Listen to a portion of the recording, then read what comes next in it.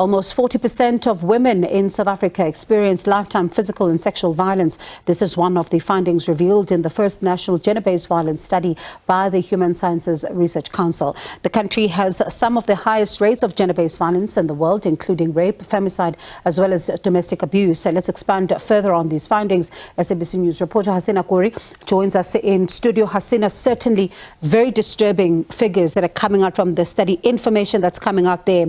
It's not that we don't know it, but to hear it again is quite scary. Let's just start with this national study. It's a first for this institution.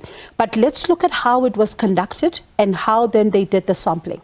So what we understand, as you mentioned, groundbreaking study, very important one, also confirming what we've always kind of known when it comes to the police reports, WHO, and other entities that we have. But this is now a data-driven initiative and a study that was done in communities, by the people. It was not done using the reports of police reports where we know there's been underreporting, where women and those that are affected by gender-based violence and sexual violence may find themselves not wanting to go and report. These were conducted in communities. It went out into areas and spoke to people. The questions that they asked not just looked at whether or not someone was affected by gender-based violence, but also whether someone was perpetuating this violence. It looked at the trends, it looked at patterns, it looked at what could be driving forces for gender-based violence and for those that stay within those spaces. So it had a broad spectrum that kind of tried to understand the entire space of where gender-based violence exists, the diversity of it, which areas are they more prevalent in, and what it found also quite interestingly is it is not, secluded to one community or one economic hub. It is across boards. You'd find women that are being abused that are qualified, that are supporting themselves, that are economically free, but find themselves in the same position as someone who is vulnerable, who is someone in a poor socioeconomic entity as well, but also looked at children. It looked at the young adults, and what it found is that 1 in 3 women would, from the age of 18, may find themselves victims of physical violence. That numbers goes down for sexual violence, but physical violence itself. And while a lot of it may be perpetuated by intimate partners, the numbers of non-partnered violence, which shows that within families, a female might find themselves abused by a family member from the age of 15. So really painting a picture of what exactly is going on, and from there hoping that we can build on to find policies that will then meet and really address these issues.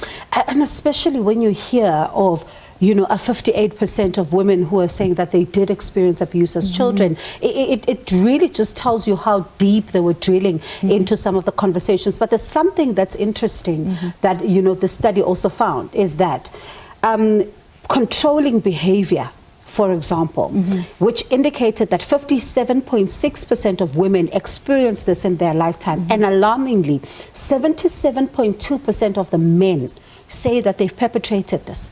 And that's what they went into, is that looking beyond just why, the way it's done, it's the why. And they said mental health issues really coming to the forefront, that because there isn't any spaces for both men and women to deal with mental health issues, that it then fuels and goes into the family lifestyle. One of the concerns, and I know the minister said that now that they know that when they're dealing with these issues, cannot be seen as an isolated woman issue. It has to be changing of behaviors within men, but also changing in behaviors within communities, in how we treat our children, how we then treat our boy child, how do we then also deal with stresses that we might find, because from a generational issue, you might find that it was seen as acceptable for certain behaviors to be done because that's just how it's done by a specific gender. And these kind of changes need to be brought. It's a community-based, inclusion, but also the families. And as you mentioned, the questions that were asked were put to men as well to understand why is it done. Because telling men or telling women that they are being abused does not help when we don't have an understanding of the broader picture and how we then address these issues. What was the reaction of the minister? Because certainly hearing this, it's not the first time, as you say, that we get to hear some of these stats, but it's so important to drill down to this data, because it answers the big question that activists have been talking about, which is underreportage, to say that in some of these cases they do not see the light of day because they don't get to go to the police station. So what has she said when it comes to the study? This was a question we put to her. So I think they've welcomed the study, said that it's also confirmed and within the range of their own reports that they had, is confirming numbers.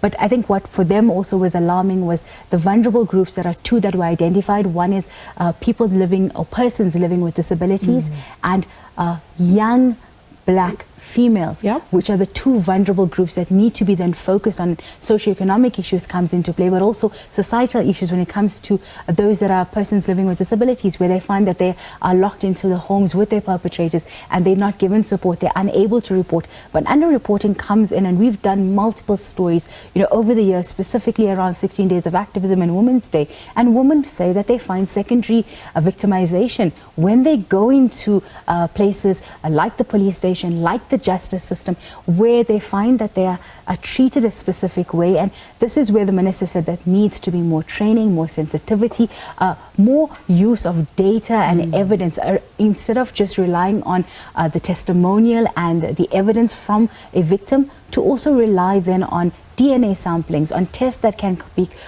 done that will be conclusive and do not need someone to be re-traumatized to tell you what exactly took place. So I think it's a shift on how we look at these cases, but specifically when it comes to persons living with disabilities, is that they might not be able to have the function to report properly.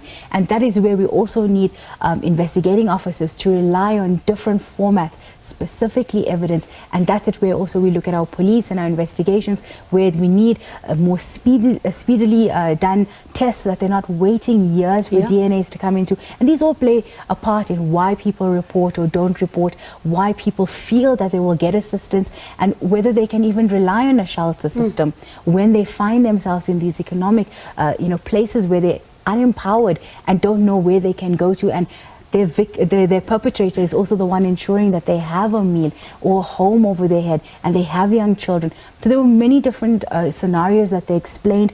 One of the key ones that really, I think, stood out for me as well was the case of where you're finding in homes a biological father is sexually assaulting their own child, and the mother is unable to leave because she's also a victim in the situation.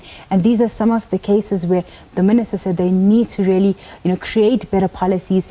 She gave an example that they went to Russia this year, and one of the examples was in Russia, where they will find ways to remove the female from these spaces, to empower them and to show them that they do not have to stay in these spaces. So these are some, we're far from that in South Africa, but hopefully with the white paper that is currently in place, and also with this report and findings that come out, that they will be able to then create new policies using these findings as a basis, and also to ensure we get grants and money as well towards this. And definitely a very important conversation starter there, and really one that calls for action, as now the council wanting the presidency to strengthen, childhood protection and legal enforcement services. But Hasina, thank you so much. Let's leave it there with you. That's my colleague there, SABC News reporter Hasina Gori.